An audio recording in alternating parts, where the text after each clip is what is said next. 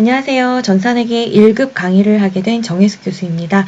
자, 만나서 반갑습니다, 여러분. 앞으로 전산회계 1급 자격증 취득을 위해서 같이 열심히 공부해 보도록 하겠습니다. 자, 오늘은 첫 시간이라 제가 전산회계 자격증 시험에 관련해서 간단하게 설명을 좀 드리고자 합니다. 자, 검색창에 컴퓨터에서 인터넷을 열어보세요. 검색창에 한국세무사회 자격시험 이렇게 입력하시고 홈페이지로 같이 들어가 보도록 하겠습니다. 저는 미리 이렇게 열어놨는데요. 자, 한국세무사회 국가공인 자격시험 홈페이지입니다. 먼저 회원 가입을 해 두시는 게 좋겠습니다. 추후에 이 사이트에서 수험표 출력도 하고요. 그리고 자격증 취득 이후에 자격증 발급도 하게 됩니다. 또 그리고 공부를 하시면서는 이 하단에 보시면 KL앱 수업용 다운로드라는 글자 보이시죠? 네, 저희는 전산시험이라서 회계 교육용 프로그램을 가지고 실기시험을 진행하게 되는데요. 여기에서 교육용 프로그램을 다운로드하면 됩니다.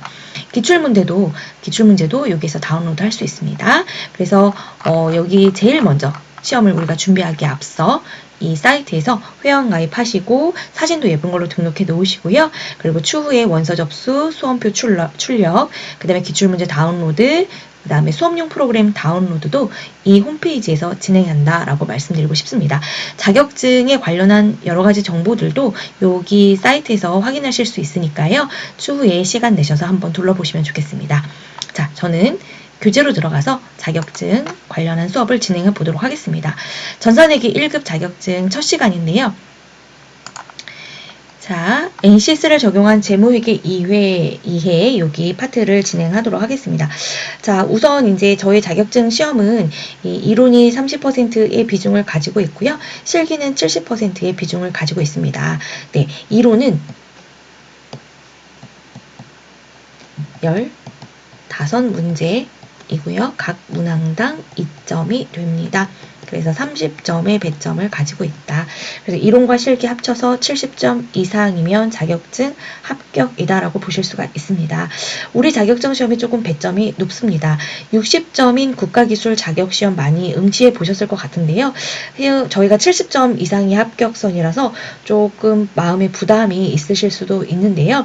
그래서 이론을 공부하실 때 좀 꼼꼼하게 공부하시는 게 좋겠고요. 이론은 10개 이상 정도는 맞아줘야 좀 안전하게 갈 수 있다 생각해 보겠습니다. 보통은 이제 평균적으로는 반타작이라고 하죠. 저희가 7개에서 8개 정도 많이 맞는 편인데요. 그래도 조금 공부를 하셔서 9개, 10개 이상 이렇게 맞았을 경우에 좀 안정적으로 합격할 수 있겠다 이렇게 볼 수 있을 것 같습니다. 제가 오프라인에서 이렇게 수업을 하다 보면 학생들이 보통 그런 합격자들 보면은 9개, 10개 이상 이렇게 이론 시험 문제에서 점수를 취득한 친구들이 많이 합격을 하고 있습니다. 자, 회계의 기본 원리, 회계의 기본 개념부터 같이 학습해 보도록 하겠습니다. 자, 회계의 정의입니다. 회계는 우리가 우리 기업의 정보를 필요로 하는 외부 정보 이용자들에게 유용한 정보 전달을 하는 것을 회계라고 합니다. 그래서 여기를 보시면 회계는 회계 정보 이용자의 합리적 의사결정을 할 수 있도록 유용한 정보 전달을 하는 과정이다 라고 되어져 있습니다.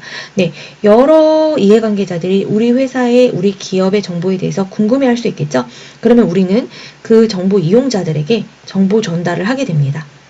정보 전달의 수단이 바로 장부가 되는 거죠. 저희는 장부를 앞으로 재무제표라고 하도록 하겠습니다. 그래서 우리 회사의 장부, 즉 우리 회사의 재무제표 안에 있는 내용을 가지고 여러 정보 이용자들이 합리적인 의사결정을 할 수 있도록 유용한 정보를 전달해야 되는 과정입니다. 그것을 회계라고 한다라고 볼 수가 있겠습니다. 자, 회계는 누구한테 전달하느냐에 따라서 재무회계, 관리회계, 세무회계로 나뉠 수가 있습니다. 같이 한번 보도록 할 건데요. 자, 우리가 같이 학습할 회계는 재무회계입니다. 자, 재무회계는 외부 정보 이용자에게 외부 보고 목적으로 하는 회계를 재무회계라고 합니다. 결산보고회계라고도 하는데요. 우리가 기업 외부의 정보 이용자는 주주가 될 수가 있고요. 채권자, 정부, 거래처, 고객 등 다양한 불특정 다수의 정보 이용자들이 있을 수가 있겠습니다. 기업 바깥에, 외부에 있다라고 볼 수가 있겠죠. 그래서 주주 같은 경우는 우리 회사의 주식을 취득을 해도 되는지, 투자해도 되는지, 이런 것들이 또 궁금할 수가 있겠고요. 거래처는 우리 회사와 거래를 해도 안전한지, 또 고객들도 이 회사의 재무제표가 궁금하다, 이익을 잘 창출하고 있는지, 여러 가지들이 궁금할 수가 있겠죠. 그래서 기업 외부의 정보 이용자에게 정보 전달을 하는 회계를 재무회계라고 합니다. 그러면 이제 같이 비교를 해볼 건데요. 오른쪽에 관리회계라고 있습니다. 관리회계는요, 기업 내부 정보 이용자에게 정보를 전달하는 회계를 관리회계라고 합니다. 우리가 관리회계는 보통 의사결정회계라고도 하고요. 업적평가회계라고도 합니다. 기업의 내부는 주로 경영자, 또 내부 정보 이용자라고도 표현하겠죠. 기업 내부의 정보 이용자들을 말합니다. 그래서 기업 내부의 경영자에게 의사결정할 수 있는 정보를 전달하는 회계가 관리회계다라고 볼 수가 있겠습니다. 자, 그러면 세무회계는 세무보고 목적을 위한, 세무신고 목적을 위한 회계를 세무회계라고 합니다. 그래서 우리가 세무신고는 부가세 신고, 소득세 신고, 법인세 신고를 할 수가 있겠죠. 그래서 정보 이용자는 국세청이나 세무서, 이런 정부기관들이 정보 이용자가 될 수가 있겠습니다. 자, 그러면 작성 근거를 한번 같이 보실 건데요. 재무회계 같은 경우에 모든 기업들이 일반적으로 인정된 회계 원칙이라든지 한국채택국제회계 기준이라든지 이러한 원칙에 따라서 장부를 작성하게 됩니다. 일반적으로 인정된 회계 원칙, 저희가 갭이라고도 하는데요. 자, 그러나 관리회계는 기업 내부의 경영자, 대표이사, 사장님에게 정보 전달을 하는 회계라서 일정한 작성 기준이 없습니다. 자, 세무회계는 어떨까요? 세법을 근거로 작성을 하게 되겠죠. 법인세, 소득세, 부가가치세법에 따른 작성 근거를 가지고 하는 회계를 세무회계라고 합니다. 자, 그럼 정보의 성격은 어떤가 한번 같이 보실 건데요. 보통 우리나라의 일반적인 기업들은 1월 1일부터 12월 31일까지 일어난 사건에 대해서 이 회계 처리를 하고 장부를 만들게 되겠죠.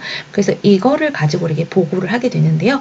그래서 1월 1일부터 12월 31일까지 지금까지 일어났던 일에 대한 결과물에 대한 정보이기 때문에 정보의 성격은 어떻다? 과거지향적이다. 그리고 우리가 화폐적인 성격을 많이 가지고 있다라고 볼 수가 있는데요. 자, 관리회계 같은 경우는 이렇습니다. 경영자가 추후에 내년에 우리가 사업 확장을 한번 해볼까? 아니면 공정을 하나 더 늘려볼까? 아니면 추가로 상품을 다른 걸 하나 추가로 개발해볼까? 이런 여러 가지 의사결정을 할 때 필요한 회계다라고 생각해 보시면 좋겠습니다. 그래서 내년에, 차후에, 미래의 어떤 의사결정과 관련된 정보이기 때문에 정보의 성격이 미래지향적이고 비화폐적인 성격을 더 가지고 있다라고 볼 수가 있겠습니다. 자, 세무회계는 어떨까요? 세무회계도 역시 우리가 1월 1일부터 12월 31일까지 1년 동안 벌어들인 소득에 대해서 법인세를 신고하고요. 또 개인인 경우에 소득세 신고하고요. 또 사업자인 경우에는 또 기수별로 1기, 2기별로 이렇게 부가가치세를 신고를 할 거기 때문에 정보의 성격 자체도 과거지향적이다라고 볼 수가 있겠습니다. 자, 보고 양식, 정보 전달